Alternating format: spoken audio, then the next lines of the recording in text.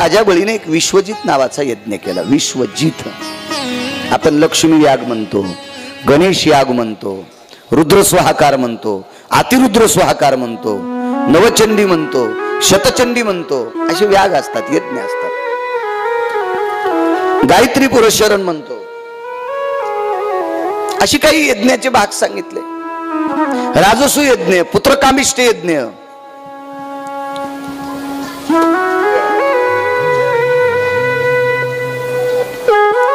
विश्वजित, विश्वावर जय प्राप्त करण्यासाठी यज्ञ केला.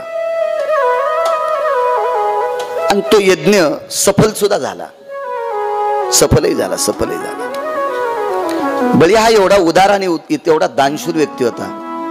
महाराज, बळीसारखं दान कोणी नाही केलं.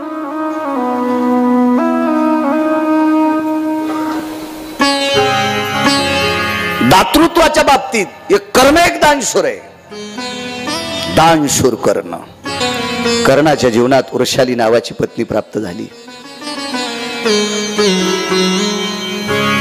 फार सात्विक जीवन जगलेला व्यक्ती म्हणजे कर्ण. फार सात्विक, फार सात्विक. महाराज, या विश्वाच्या पाठीवर पंढरीतल्या मालकांनी कर्णाला एवढा त्रास दिला, एवढा त्रास दिला. पण कर्णाला देवानं त्रास दिला की कर्ण हसायचा. श्रुतीने विचारलं, का हसता? ऐक ऐक ऐक, जगाचा बाप पठ्ठ्याला त्रास देतो, याच्यापेक्षा श्रेष्ठ कोण आहे?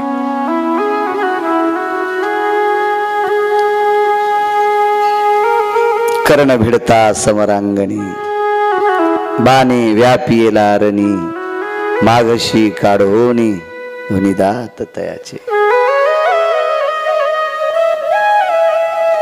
युद्धात सुद्धा परीक्षा पाहिली. कर्णाला कवच कुंडल मागण्यासाठी पंढरपुरातला मालक भिक्षुक्याच्या रूपात आलाय. पूजेला बसलेल्या कर्णाला सांगितलं, काहीतरी द्या, वेळ नाही. बाजूला कवच कुंडल काढून दिल, ते घेऊन टाका. कवच कुंडल देणं म्हणजे प्राण देणे. प्राण, प्राण. हे कवच कुंडल जर कर्ण देत नव्हता तर जगात 1 कोटी देव जन्माला आले असते तरी कर्ण मरत नव्हता. उदारता होती महाराज. आज त्यांचं नाव आहे. पण एक सांगू का तुम्हाला, कर्ण मृत्यू पावल्यावर अर्जुन हसत होते आणि द्वारकाधीश श्रीकृष्ण परमात्मा रडत होते. तर वरी बसलेल्या मारुतीरायाने विचारलं, ध्वजस्तंभावरी मारुती,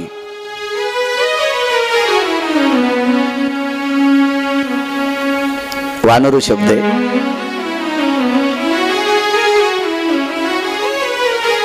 आळंदीतल्या मालकांची भाषा आहे ती.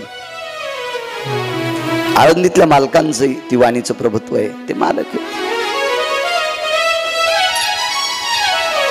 ती विश्वाची माऊली आहेत ज्ञानोबा आहे, त्यांची वाणी. मारुतीरायाने विचारलं, अर्जुना तुम्ही हसता? प्रभू तुम्ही रडता? देवानं सांगितलं दोघांना वेगवेगळं विचारा. अर्जुनाला विचारलं, अर्जुन कर्ण मृत्यू पावल्यावर तुम्ही हसता. माझा शत्रू गेला याच्याकरता हसायलो. मुळात शत्रू नव्हता, अर्जुनाचा भाऊ होता, पण माहित नव्हतं. माझा शत्रू गेला याच्याकरता मी हसतोय. देवाला विचारलं, देवा तुम्ही आणि अर्जुनानं मिळून मारलाय, आता रडता का? महाभारतात 1 नंबरचा खरं बोलणारा व्यक्ती गेला याच्याकरता रडतोय. एकदा का होत नाही. धर्मराजा खोटं बोलले. वदविले मुखे नारायणे धर्मा, अंगुष्ट त्या कर्मा साठी गेला. म्हणून धर्मराजा ज्या वेळेला स्वर्गाला गेले त्यावेळेला धर्माचा अंगठा गळून पडला होता. खोटं बोलण्याचं एक कारण. आणि एक चुकीचं दान केलं. एका भोयाला एक आना दान दिलता. भोयानं त्याचा धागा आणला आणि फाटलेलं जाळं इंडलं. वाचणारे मासे बंद झाले म्हणून तितकंच पाप लागलं, अंगठा निघून गेला.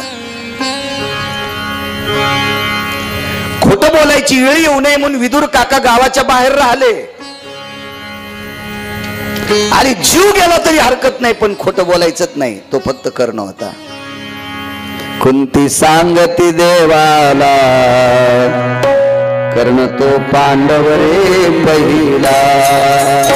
दुर्वासाच्या कृपादाने 5 मंत्र दिधले त्याने. मंत्र सूर्याचा जपला, कर्ण तो पांडव रे पहिला, नाही रे वस्त्राने झाकिला, कर्ण तो पांडव रे पहिला. शपथ अभंग्या गात्यातला जरी असेल तरी शपथ आहे.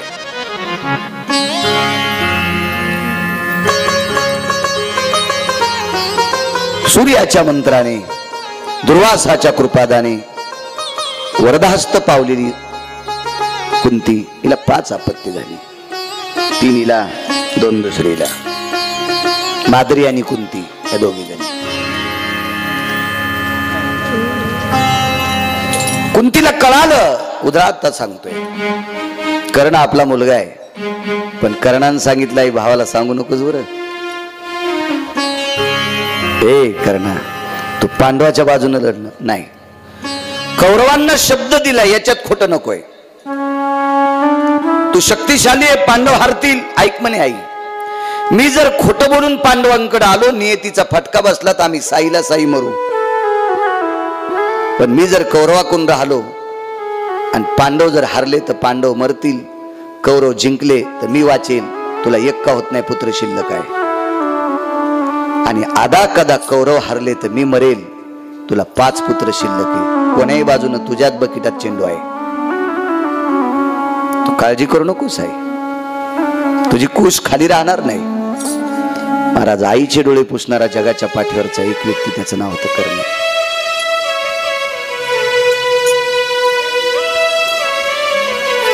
सांगतो 5-10 मिनिटात. कर्ण धारातीर्थी पडला, कर्णाची बोट तुटली, गळ्यातल्या माळा तुटल्या, कर्णाचा मुकुट उडून गेला, कर्णाच्या अंगाला संपूर्ण चाळणी झाली बाणाची. अशा वेळेला पंढरीतल्या मालकाने एका महात्म्याचं रूप धरलं. तर मोठा प्रसंग आहे, ते टाळूवर सोनं झाकायचं वगैरे. तुम्ही कधी विस्तारपूर्वक एखाद्या कीर्तनात किंवा याच्या कुठल्या भागवतात झाला असेल तर युट्यूबला ऐका, लक्ष येईल. आज मी ओझरतं सांगतो, वेळ फार मोजका आहे आपल्याकडे.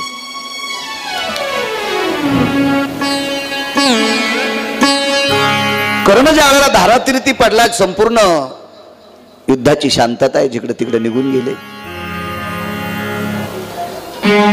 ज्या वेळेला कर्ण धारातीर्थी पडलेला होता त्यावेळेला पंढरीतल्या मालकाचं अंतःकरण दुखत होतं, अंतःकरण रडत होतं, डोळे रडत होते. एका महात्म्याच्या रूपामध्ये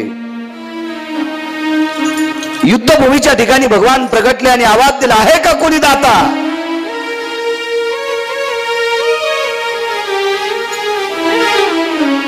दाता हा शब्द ऐकल्याबरोबर कर्णाने डोळे उघडले आणि सारथ्याला सांगितलं, सारथी कोण आवाज देते? कालच्या सारखा आवाज.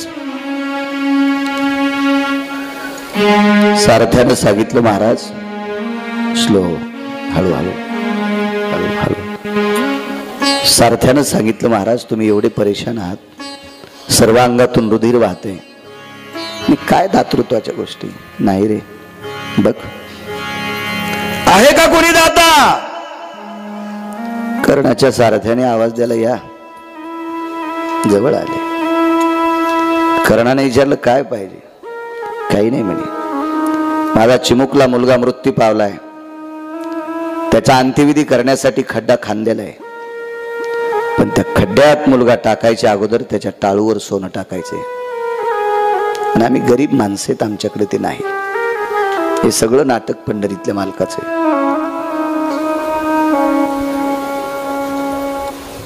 मी सांगत नाही, पुराण सांगते.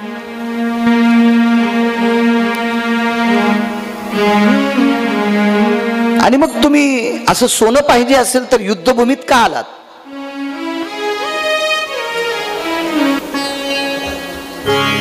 तुम्ही एखाद्या गावातल्या राजा महाराजाला श्रीमंताला मागायचं असतं? नाही म्हणे, मी आतापर्यंत खूप फिरलो पण मला एकाही श्रीमंतानं काही दिलेलं नाही. मग युद्धभूमीवर तुम्हाला कोण देईल? मी एका व्यक्तीच्या अपेक्षेने आलतो. या युद्धामध्ये कर्ण नावाची एक दातृत्ववान व्यक्ती आहे, मी त्यांच्याकडे आलतो. कर्णाच्या डोळ्याला पाणी आलं आणि त्याने विचार केला, आपलंच नाव घेतलं. कर्णानं सांगितलं, राजो महाराज मीच कर्ण आहे. साधूच्या रूपात आलेला देव हात जोडले, माफ करा कर्ण महाराज, मला माहित नव्हतं तुमची अवस्था झाली असेल. येतो मी, येतो येतो. आणि मागायला आलेल्या साधूच्या रूपातला देव ज्या वेळेला वापस फिरतो त्यावेळेला कर्णाच्या लक्षात येतं. आणि सारथ्याला विचारलं, आपल्या जो काही सोनं आहे का रे? नाही म्हणे, बोट तुटले, गळ्यातले अलंकार गेले, मुकुट निघून गेला. माझा मुकुट कुठं असेल, देऊन टाकू. आता मुकुट सापडतोय. आजूबाजूला कितीतरी मुकुट पडले होते, पण कर्ण दुसऱ्याचं देतच नव्हता ना, असलं तर स्वतःच. दुसऱ्याचं एकदाच दिलं, दुर्योधनाच्या पत्नीच्या अंगावरचे दागिने. त्यावेळेला जगाचा बापच आलता मागायला. आपल्याकडे काही दिसत नाही महाराज. कर्णानं सांगितलं आहे, कर्णाचे दात सोन्याचे होते, बसवलेले नव्हते, उपजताच होते. कसे आले असतील, का आले असतील, विज्ञान मान्य करतंय का करीत नाही, त्याच्याशी काय घेणे. पुराण सांगतंय. आणि पुराण हे गोट्या खेळणाराची जहागिरी नाही. पुराण हे तात्विक लोकांचा संग्रह आहे. पहावे पुराणी विचारोनी, देहूतल्या मालकांचं मत आहे. आता दात द्यायचे कसे? कर्णानं सांगितलं, अरे बोलवत्या महाराज. कशाला? या म्हणले, या. तुम्हाला सोनं पाहिजे ना? हो. महाराज म्हणले, इथं कितीतरी लोकांचे मुकुट पडलेत, अंगठ्या पडल्यात, पण मी ते उचलणार नाही. महाराज चांगला होता, दुसऱ्याच्या वस्तूला हात लावणारे नव्हते.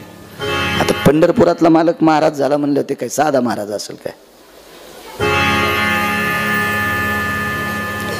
त्याचं भजन करणारे इतके नाटक करायले, तर तो किती नाटक करीत असेल याचा विचार करा ना.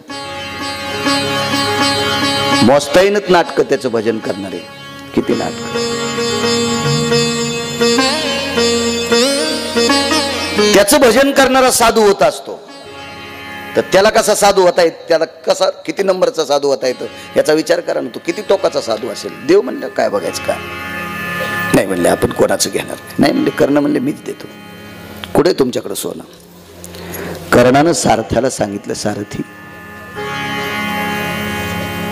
बळीच्या दातृत्वाने सांगतो. कर्णानं सारथ्याला सांगितलं, सारथी, मी जितकं माझ्या वृषालीवर प्रेम केलं, ज्यांनी मला सांभाळलं त्यांच्यावर प्रेम केलं, माझ्या पुत्रावर जितकं प्रेम केलं, तितकं प्रेम जर तुझ्यावर केलं असेल तर तुला या मालकाची शपथ आहे, भातोड्यातला बाण घेऊन, तीर घेऊन माझे दात पाडा. महाराज एवढं प्रेम करणाऱ्या मालकाचे दात कसे पाडायचे? पण शपथीत बांधून टाकलं. आणि सारथ्याने कर्णाच्या तोंडात तो तीर अडकवला आणि कटकन असा वाजल्याबरोबर दात पडल्या गेली. ती बोट तुटलेला हात असा जवळ घेतला आणि तोंडातली दात आपल्या हातावर टाकली आणि समोरच्या महाराजाच्या रूपातल्या नारायणाला सांगितलं, घेऊन टाका.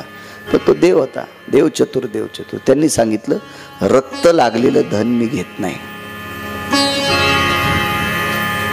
चोरून आणणे साधूचा धर्म नाही, पडलेली वस्तू घेणे साधूचा धर्म नाही, मागणे हा साधूचा धर्म आहे. आपल्याला नसेल तर मागून घ्या.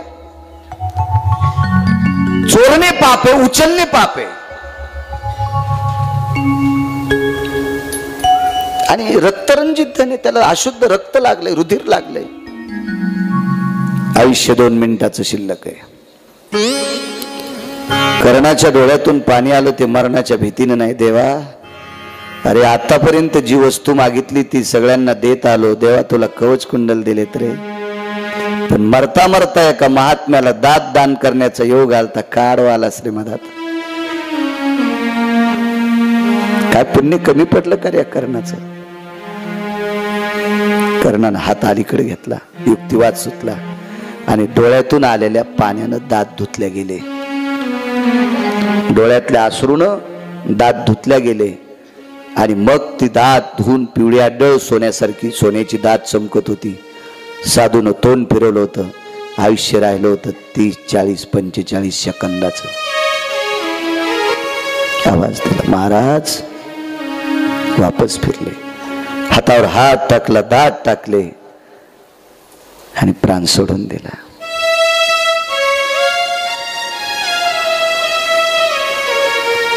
महाराज ह्या कर्णाचं पार्थिव ज्या वेळेला चंदनाच्या लाकडावर टाकलं त्यावेळेला जगाचा बाप रडत होता, विश्वाचा मालक रडत होता. रमा, लक्ष्मी, एक खरं बोलणारा व्यक्ती गेला. सत्य बोले मुखे दुखवे अनिकाच्या दुखे, हीच विष्णूची महापूजा अनुभव नाही. तसा बळीराजा, बळीने यज्ञ केला. बळीच्या यज्ञामध्ये जेवणाऱ्याला सोन्याचं ताट होतं. थोडस काही गोष्टी बळीच्या व्यावहारिक बाबतीत चुकल्या. त्याचं कारण सांगतो. जेवणाऱ्याला जर सोन्याचं ताट फुकट असेल तर या पवित्र भारत देशातली जनता काम करणार नाही, निरुपद्रवी होईल. म्हणून हे काम चुकीचं आहे. म्हणून बळीला पाताळात नेऊन बसवणं हे अत्यंत गरजेचं.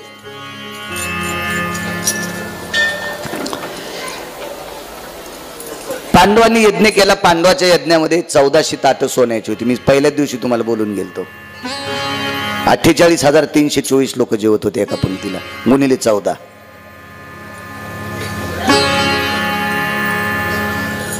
मला तरी वाटत नाही महाराष्ट्रात नव्हे भारत देशात पांडवासारखं अन्नदान करणारा भारत देशात पुन्हा जन्माला येणे शिल्लक नाही.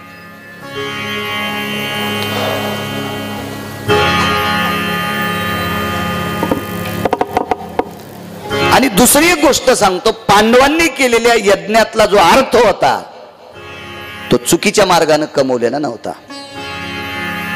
एखादा तालुका जीव घालीन पण आंबे तोडायचे आणि हिवराला पाणी घालायचं. कधी कधी हिवर तोडायचे आणि आंब्याला पाणी घालायचं. अर्थ कोण्या प्राप्तीतून कमाईत आलाय त्याच्यासाठी तो भाग वेगळा, पांडवांकडे नव्हता. धर्मराजा ज्या वेळेला ब्रह्मन करत होते त्यावेळेला सर्वांना सांगितलं आपल्याला यज्ञ करायचा आहे. यथाशक्ती तुम्हाला काही द्यायचं असेल तर द्या, अन्यथा तुमच्यावर शक्ती नाही. असे 34 यज्ञ काही राजांनी केले. लोकांच्या मुंड्या पिळून केलते. चाल यज्ञ करायचा आहे, टाका इथं, असं नाही यज्ञ केला पांडवांनी. म्हणून पांडवांच्या यज्ञाची दखल घेतली जाते. दखल ज्या यज्ञातले उष्ट काढण्यासाठी, पंतळ्या उचलण्यासाठी पंढरपुरातले मालक होते. देवाला आवडत होता तो यज्ञ. सात्विक मार्गाने कमवलेलं धन आपण पंगतीत खर्च केलं तर त्याचं आगळं वेगळं पुण्य शिल्लक राहतं.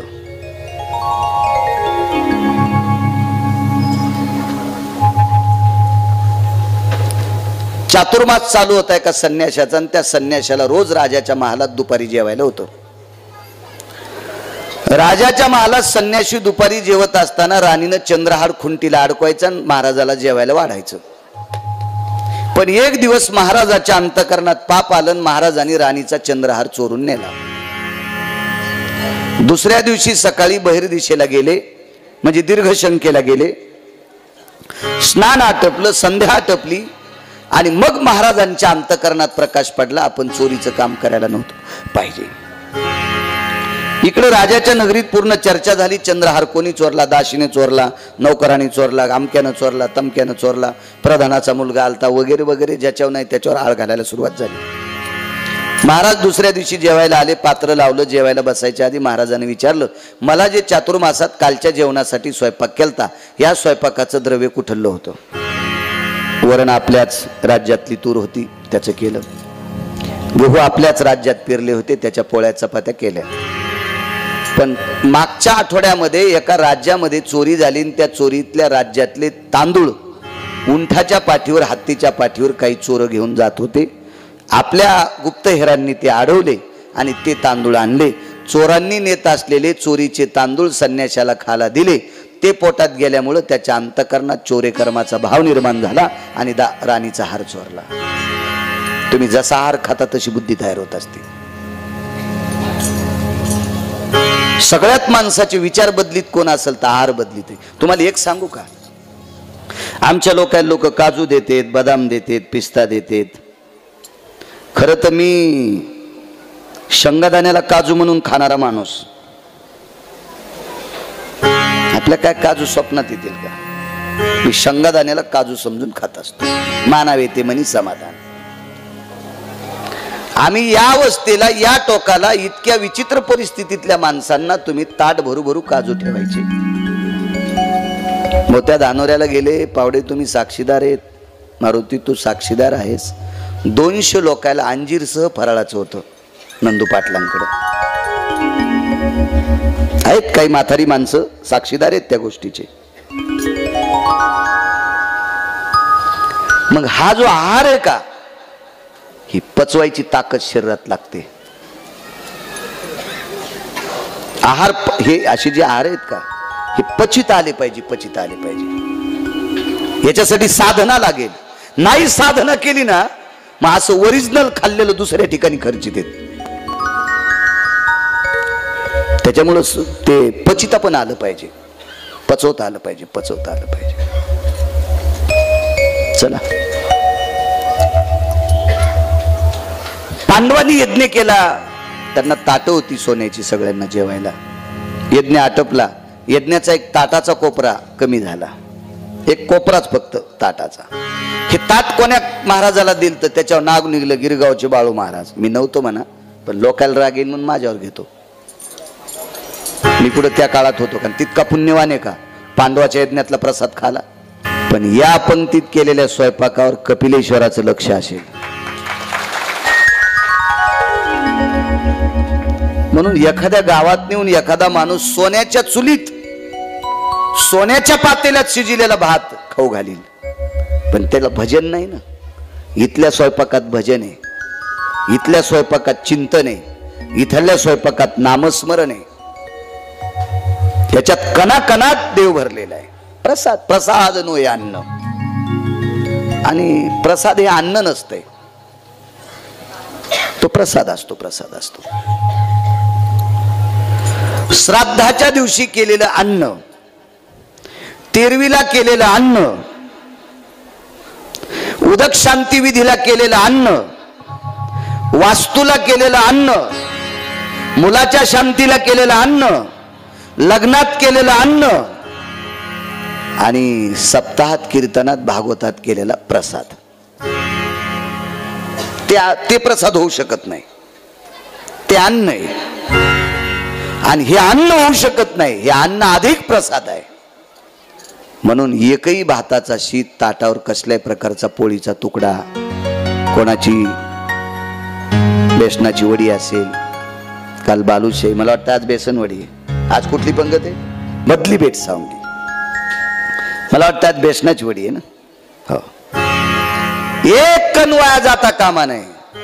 खाणाऱ्यानं जरी खर्च केला नसेल, पण ही पंगत करणाऱ्यांच्या कोणाच्या तरी घामाचे दाम त्याच्यात पडलेले आहेत. घामाचे दाम फेडावं लागतं, फेडावं लागतं. उष्ट टाकायचं नाही.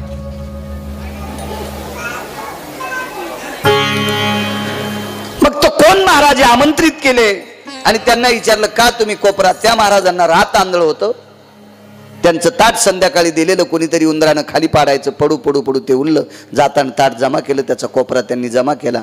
पण अर्जुन, भीम, नकुल, सहदेव आणि धर्म या सगळ्यापैकी एकानं चंचलतेचा विचार केला. देवाला आमंत्रित केलं आणि देवाला सांगितलं, देवा, ज्या महाराजाला सोन्याचं ताट जेवायला दिलं त्यानं कोपरा चोरून का नेला. महाराजानं सांगितलं, मी चोरून नेला नव्हता, अनावधानानं माझ्या पिशवीत गेला, मला निरोप आला, मी तुमचा आणून दिला. तरी देवाला विचारलं, ह्या महाराजाला शिक्षा काय द्यायची. आता देवानं बहीण दिल्यामुळं पांडवाच्या विरोधात जाता येत नव्हतं आणि पांडवाच्या बाजूनं बोलून महाराजाच्या पण विरोधात जाता येत नव्हतं. मग देवानं श्रावण मास निवडला आणि श्रावण मासामध्ये राजा बळी हा प्रत्येक ज्योतिर्लिंगाला दर्शना करता येत असतात. बळी हे शैव होते.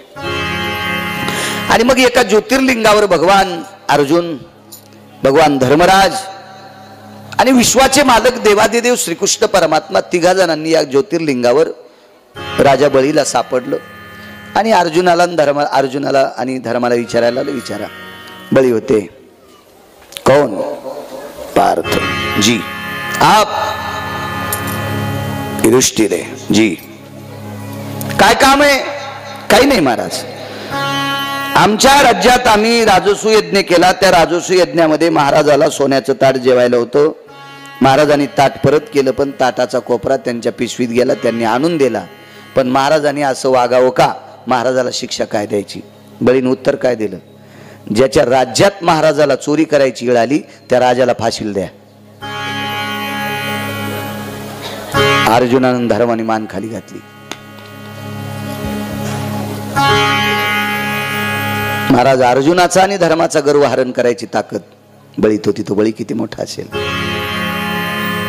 मोठा यज्ञ केला आणि त्या बळीच्या घरी भगवान वामन प्रभू भिक्षा मागण्यासाठी गेले. वामन भगवान की वामनांच्या घरी भिक्षा मागितली. वामनांनी मुठभर वामनांच्या याच्यामध्ये राजा बळीने आणि त्यांच्या पत्नीनं पाद्यपूजा केली. बसा.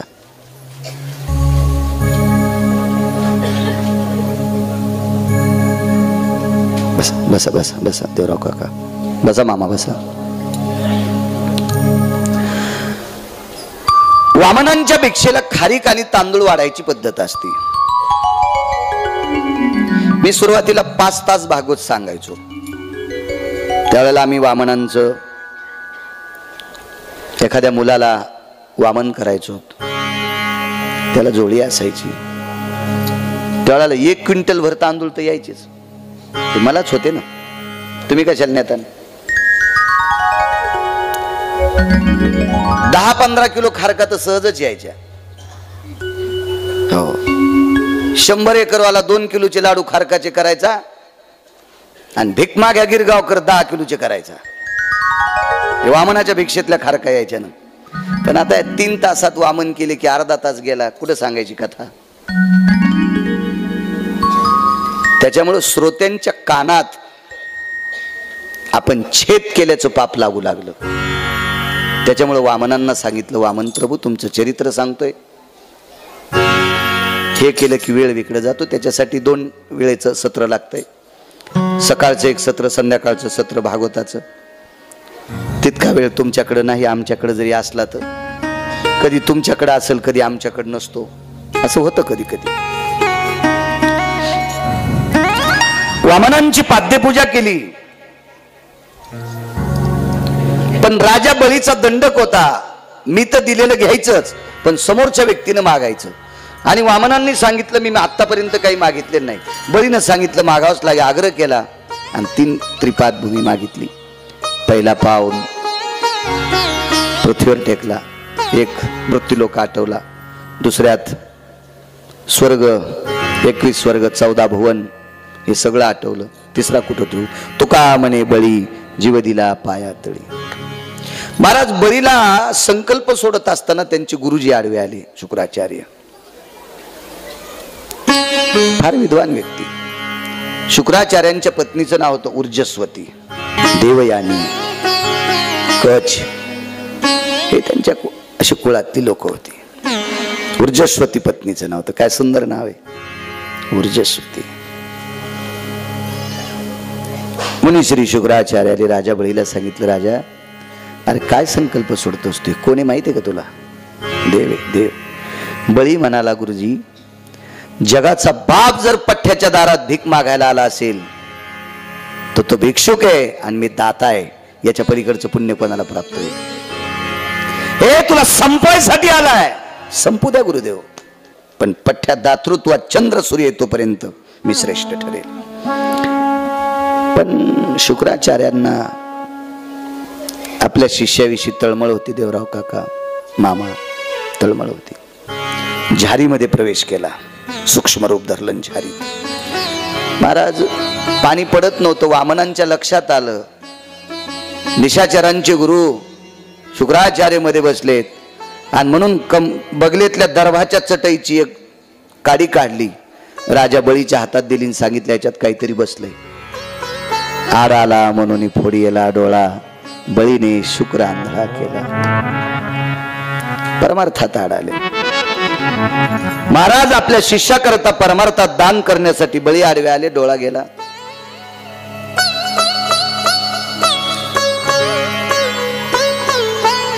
प्रल्हादे जनक बिभीषणे बंधू, राज्य माता निंदू भरते केली.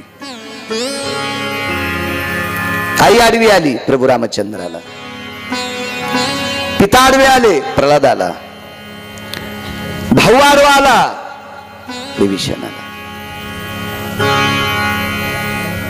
अडथळे असते, देवाचा पाय लंगडा असतो. आणि बळीला पाताळात घातलं. हटकेश्वर नावाच्या भगवान शिवशंकराची स्थापना आहे तिथं. आतळ वितळ सुतळ तळातळ रसातळ पाताळ आणि बलींचं वास्तव्य तिथं आहे. बळी हे चिरंजीव आहेत. 7 चिरंजीवापैकी माझ्या मारुतीरायाच्या यादीतले आहेत. वामनांच्या हातात पळसाचा दंड आहे. हे क्षत्रिय कमलंडू आहे, दर्भाची चटई आहे, पायात खडावा आहेत. पळसाचा दंड हातात का घेतला? पोळ्याच्या दिवशी पळसाची धस आणत असतात. मी तुम्हाला सांगितलं, या महालयामध्ये त्याचं लाकडाची अशी पाचर काढून आपण ज्यांना पितर ठेवले त्यांच्या पायाखाली देऊन वरून पाय धुवायचे. पितृदोष शमन होत असतो. आपल्या घरामध्ये एखादा व्यक्ती मृत्यू पावला असेल, त्याचा अंत्यविधी जर चुकीचा झाला असेल तर तो दोष लागत असतो. तो दोष काढण्यासाठी 350 पळसाची पानं तोडायची. त्याला लंबाकृती असे एका धाग्यानं गुंडाळायचं. त्याला काजळाचे नागडोळे काढायचे, अशा गंगेमध्ये वाळवंटात. चौघांनी त्याचं खांदेकरी व्हायचं, त्याचं दहन व्हायचं, त्याचा 10वा 13वा करायचा. पितृदोष शमन विधी आहेत त्याच्यासाठी. देवांना पितृदोष, याच्याकरता वामनांनी पळसाचा दंड हातात घेतला आणि तो दोष शमन झाला. कारण पितृदोष लागला होता, याच्याकरता देवाचं राज्य गेलं आणि निशाचराकडे राज्य आलं. बळी खाले गेले, विश्वावरचं जयपत्र संपून गेलं आणि पुन्हा देव राज्यावर बसले. ते भगवान वामनांची क्रिया. वामन भगवान की जय. पुढे मत्स्यावतार, प्रलय झाला.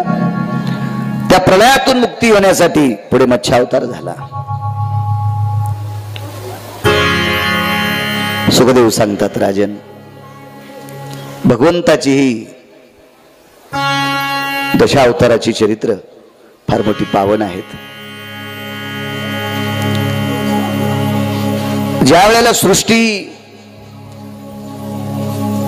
हिरण्यक्षानं घडी करून बगलेत नेली, त्यावेळेला भगवंताला पुन्हा सृष्टीची निर्मिती करावी लागली. जलप्रलय झाला, त्यावेळेला भगवंताला माशाचं रूप घेतलं. एका नावेमध्ये सर्व जीवसृष्टी टाकली आणि भगवंतानं त्या जीवसृष्टीचं रक्षण केलं. मत्स्य भगवान की जय.